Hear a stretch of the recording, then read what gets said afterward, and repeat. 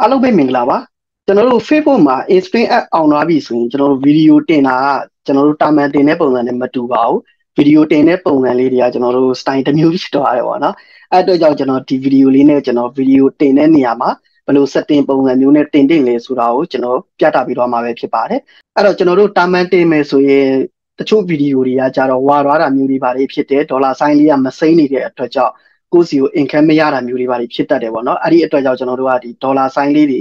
ဝါတာမျိုးတွေမဖြစ်ရအောင်လို့ကျွန်တော်တို့ဒီဗီဒီယိုတင်တဲ့အချိန်မှာတတ်မှတ်ထားတဲ့ setting လေးတွေကိုတော့ချိန်ကြည့်ပြီးဖို့လိုအပ်ပါတယ်အဲ့တော့ကျွန်တော်ဒီဗီဒီယိုလေးနဲ့ကျွန်တော်နမူနာလေးကျွန်တော်ပြပေးပါမယ်โอเคကျွန်တော်တို့ဗီဒီယိုတင်မယ်ဆိုရင်တော့ကျွန်တော်တို့ပုံစံအတိုင်းပဲ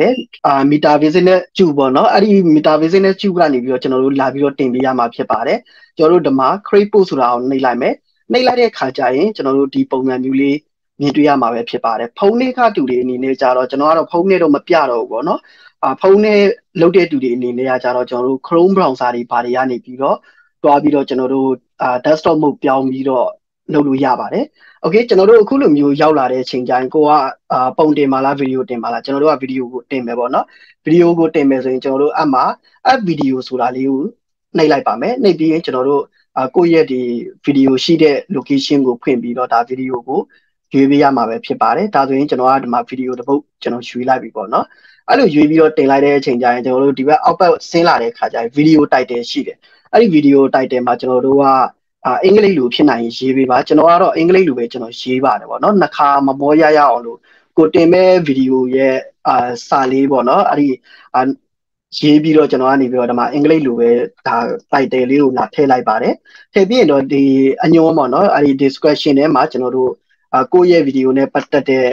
hashtag လေးတွေဗီဒီယိုရဲ့ဒီ YouTube channel link လေးတွေ title လေးတွေကိုလည်းကျွန်တော်ဒီထဲမှာ description ထဲမှာထပ်ပြီးတော့ထည့်ပါတယ်ထပ်ထည့်ပြီးတဲ့အခါကျတော့ကျွန်တော်တို့ဒီဘက်အောက်ဘက်မှာဆိုရင်ဒီမှာupload image ပေါ့နော်ဒီ upload image မှာကျတော့ဒီ thumbnail ပေါ့နော်ဒီနေရာမှာကျွန်တော်တို့ပုံကိုဆက်ပြီးတော့ upload လုပ်ပေးပါမယ်ဒါတော့ကျွန်တော်ကတော့ပုံတွေတခါတည်း ready made လုပ်ထားတယ်ပေါ့နော်โอเคဒါဆိုရင်ပုံလေးနဲ့ဒီပေါ်မှာ upload လုပ်နေတာကိုမြင်တွေ့ရမှာပဲဖြစ်ပါတယ်အဲ့ဒီပုံကဘာကြောင့်ထည့်တင်လဲဆိုတော့ကျွန်တော်တို့ရဲ့ဗီဒီယိုနဲ့ဒီတိုင်းတင်မယ်ဆိုရင်ပေါ့နော်သူများတွေရဲ့ဒီ new feed မှာတွားပေါ်တဲ့အခါကျရင်တခါတလေကြရင်ပါဇက်ကြီးခါနေတဲ့ပုံမျိုးတွေလက်ကြီးမြောက်နေတဲ့ပုံမျိုးတွေတက်ရက်မဖြစ်ဘူးပေါ့ဗျာအဲ့တော့ကျွန်တော်တို့ကဒီဗီဒီယိုတွေဘာတွေဖန်တီးတဲ့အချိန်ကျရင်ဒီ cover ပုံတွေကလည်းအရေးကြီးတယ်ပေါ့နော်အဲ့ဒီ cover ပုံတွေကကျွန်တော်တို့တင်ကြလေးလုပ်ပြီးတော့တင်မှတာကိုယ့်ရဲ့ဗီဒီယိုက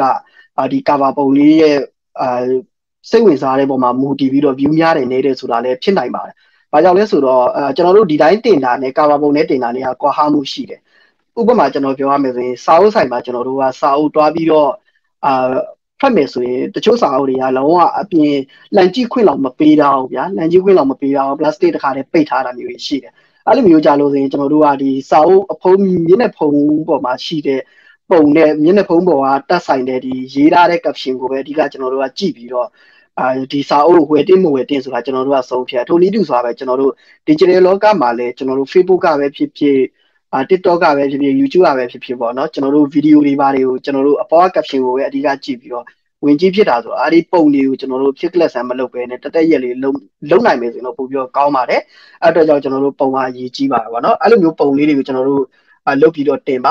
်ပြီးတဲ့ခါကျရင်ကျွန်တော်တို့ဒီမှာသူက upload လုပ်နေတယ်ပေါ့နော် upload လုပ်နေတယ်မပြီးသေးဘူးပေါ့နော်အဲ့ဒီတင်တဲ့ဒီ upload လုပ်နေတဲ့ဒီ media video upload လုပ်နေတဲ့ဘေးနားမှာ language ဆိုတာရှိတယ်အဲ့ဒီ language ကိုကျွန်တော်တို့နှိပ်လိုက်ပြီးလို့ဆိုရင်တော်တော်များများကြတော့ကျွန်တော်တို့ဒီမှာဆိုရင်ဟိုနေပေါ့ကျွန်တော်တို့ဒီ Arabic လို့ပါလို့တုံးကြတယ်ပေါ့နော်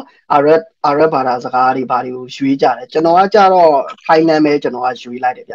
Thai လို့ပဲကျွန်တော်ရွေးတယ်ရွေးပြီးပြီဆိုရင်ကျွန်တော်တို့ဒီမှာ upload လုပ်နေတဲ့အချိန်မှာကျွန်တော်တို့ဒီအောက်ဘက်မှာ setting တွေတခါတည်းလိုက်ပြီးတော့ပြင်ထားလို့ရတယ် next နှိပ်လဲတွားလို့ရတယ်ပေါ့နော်ဒါတွေကကြတော့ကျွန်တော်တို့အမှန်ချင်းလေးတွေလည်းတခါတည်းပေးထားလိုက်တယ်ပြီးရင်ဒီဥစ္စာလည်းကျွန်တော်တို့ကဗီဒီယိုကိုထပ်ပြီးတော့ auto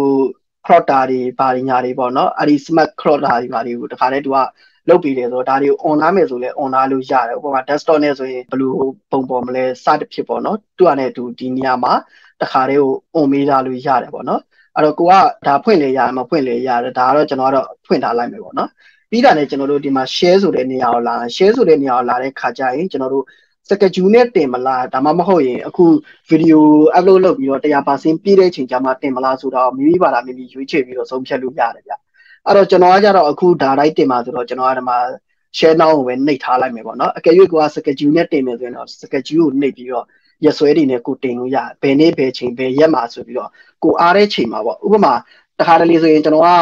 ဒီနေ့ကျွန်တော်အားတယ်နောက်ရက်ဒီကြာရင်ကျွန်တော်ခီးတွားရရှိတယ်အလုပ်ရှိတယ်အဲ့လိုမျိုးချိန်လေးကြာလို့ဆိုရင်တော့ကျွန်တော်က schedule နဲ့တင်နေကြကိုယ့်ရဲ့ video တင်ငန်းစာတွေကိုဘယ်ရက်ဘယ်ချိန်ဘယ်နိုင်မှာ auto တင်ဆိုတဲ့စနစ်မျိုးပေါ့နော်အဲ့ဒါဆိုရင်ကျွန်တော် auto တင်သွားလိမ့်မယ်အဲ့လိုမျိုးလေးယူပြီးတော့တင်ရဒါလိုအဲ့လိုအပ်တယ်လို့ပေါ့နော်အဲ့တော့ကျွန်တော်ကတော့ဒီမှာ share now မဲ့ကျွန်တော်နှိပ်လိုက်မယ်နှိပ်ပြီးရင်ဒီဘက်အောက်ဘက်ဆင်းလိုက်ကျွန်တော်ပြီးတော့ဒီ playlist လေးကိုကျွန်တော်ကတော့ဒီမှာပေါ်ထားတယ်ပေါ့နော် playlist ကိုနှိပ်ပြီးတော့ကျွန်တော်ဒီမှာ create လုပ်ထားလိုက်တယ်အဲ့မှာလက်ရှိကကြတော့ကျွန်တော်ကကြတော့ဒီ martial art နဲ့ပတ်သက်ပြီးတော့ဒီဒုတ်ကစားတာတွေနဲ့ဆိုတော့အဲ့ဒုတ်ကစားတဲ့ video တွေကိုဒီတန်းကျွန်တော်ကဒီမှာ playlist နဲ့လုပ်ထားတယ်အဲ့လိုလုပ်ထားပြီးဆိုတာနဲ့ဒါ setting နေရာချပြီးပြီလို့ခေါ်တော့ပြီပေါ့နော်အဲ့တော့ကျွန်တော်တို့ဒီဘက်မှာ